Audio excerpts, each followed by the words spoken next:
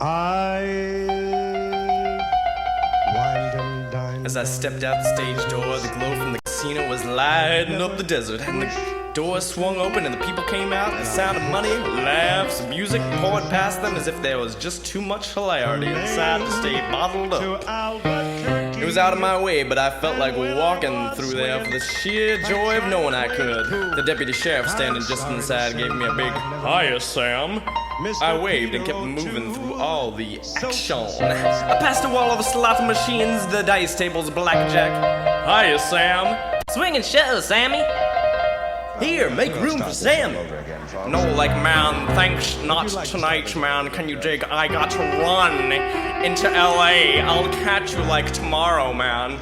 I loved the way the crowds opened up for me, and I circled the room twice, getting loaded on the atmosphere. They kept us away from the other times we played Vegas, when there'd be a law against us. Would have been, "Sorry, but you're not allowed in this casino, you understand?" While the other acts had laughs and gambled, we went back to the colored side of town and we understood. But now we didn't have to understand. The joy of it swept through me every time I walked through that door. Two of the chorus chicks were standing at the roulette table, waved, and made room for me between them. I had no desire to gamble, but people were gathering around to watch my action. I dropped 5 $100 bills on the table. Like, man, can you put it on the red dot, man? Like the one that's red, please, alright? An excited murmuring rose around me. Sammy Davis. He's Sammy. Sammy Davis.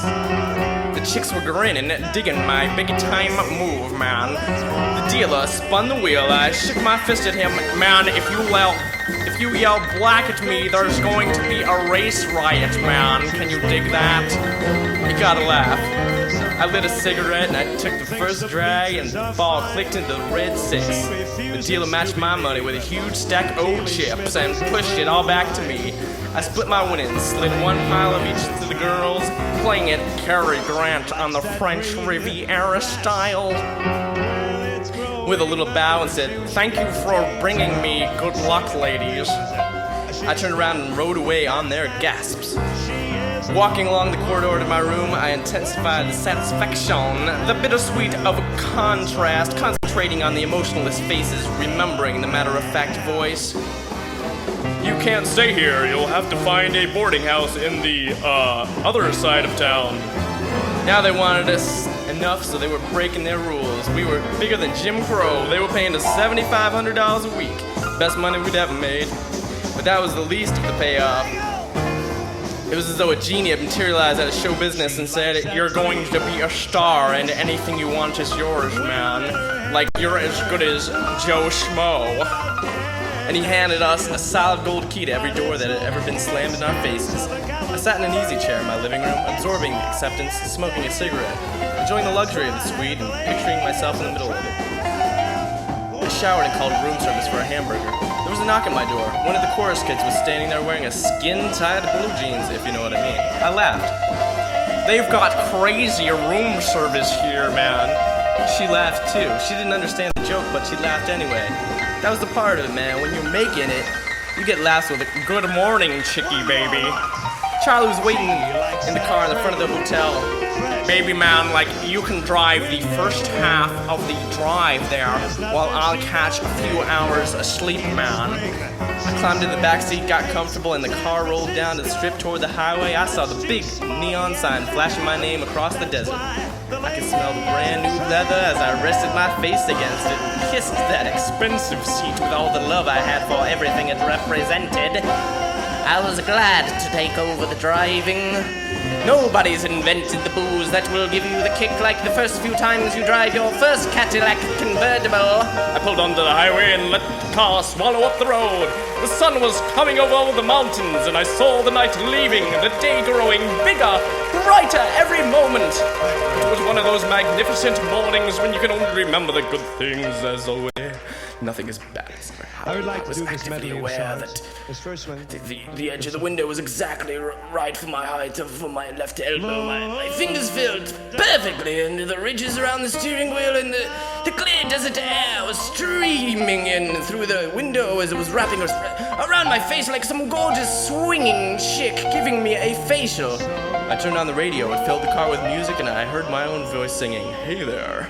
Oh God, what are the odds against turning a radio on and it's the exact station for the exact moment when the disc jockey's playing your first hit? For a second I was afraid I was getting so good that something had to happen to take it all away, but the car, the suite in Vegas, the hit record, and all what they symbolize, it was the start of a new life, and nobody had given it to me, so there wasn't anybody who could take it away. It all come from show business, and as long as God let me keep my talent, it would keep on coming.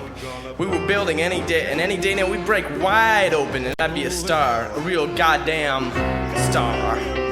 And nobody could ever again tell me, "Here, this is your corner of the world, stay there." And that would be it, man. That would be goddamn it. We were on a double-lane highway, the two cars going each way. A green car passed me, the first I'd seen in 10 minutes. At another time, I might have raced it, but I didn't need that jazz anymore. I was on my way to record my first movie soundtrack. It wasn't really being in pictures, but it was closer than I'd ever gotten before.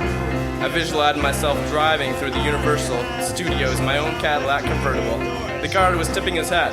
"Good morning, Mr. Davis. They're waiting for you on soundstage number 1. The green car was slowing down, but it wasn't pulling over. To the right, they had to stop for a flat or something. They were pulling over to the left. I knew there were women in it because I noticed their hats. Oops. Stay away from them, man. I moved into the right lane as fast as I could, but as I started moving into it, not all the way. She was straddling the two lanes. Now what the hell is she trying to do? Oh, she's trying to make a U-turn on the parkway? Or is she? Why else would she be slowing down? She must have missed her turn off. Well, go on, baby. If you're gonna do it, then do it. I got all the way over to the right and gave her the room she needed, but she didn't move. She stayed in the middle. A little to the left, a little to the right. Now it looked like she wanted to stop. Make up your mind, lady. She cut a sharp to the left, hooking and making a wide U-turn, then stopped, stretch out across both lanes like a roadblock. I had no choice but to use the oncoming lane to swing around her. I started to make my move, but suddenly several cars were coming toward me. I was boxed in. I hit my brakes. Only a second ago she had seemed a mile away. I was jamming on the brakes with all my strength and pulling back on the wheel as though hoping I could pull the car to the side with my two hands. I knew I was going to hit her. I cut the wheel as hard as I could. I tore the real fender, broken wheels, and brought electricity! Grinding, steel twisting, glass shattering, noise screamed all around me. I had no control. I was just there, totally consumed by it, unable to believe I was really in an automobile accident. I saw the impact spin her car completely around and hurl it out of sight. Then my forehead slammed against my steering wheel. As I felt pain, I saw my hand moving. I was stunned by the knowledge that I was still alive. I heard Charlie moaning in the back.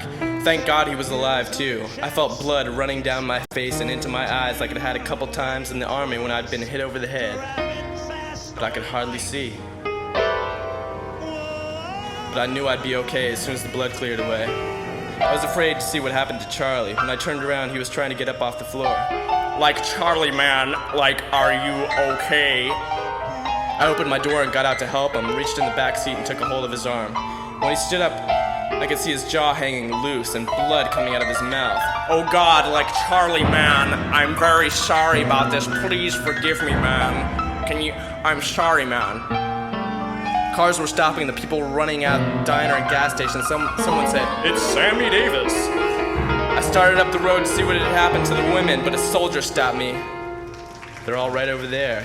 Better get you to hospital." "I'm okay, my friend's hurt."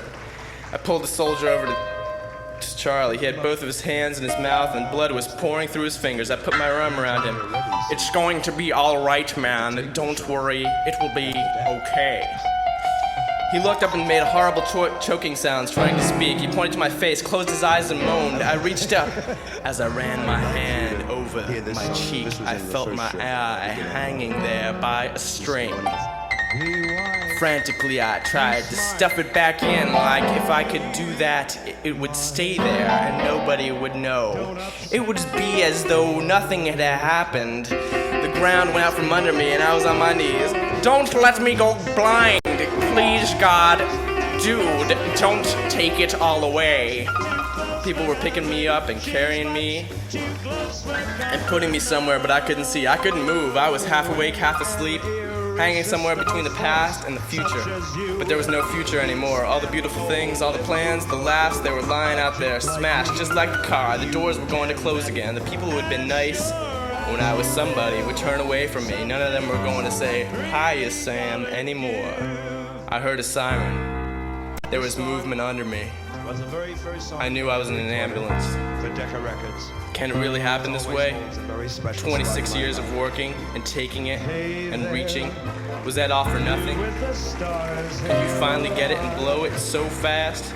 Was that little touch all there was for me for my whole life?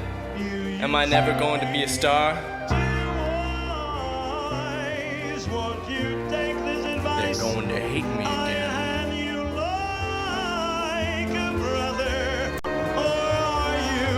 Seeing things too clear, too much in love to hear. Is it all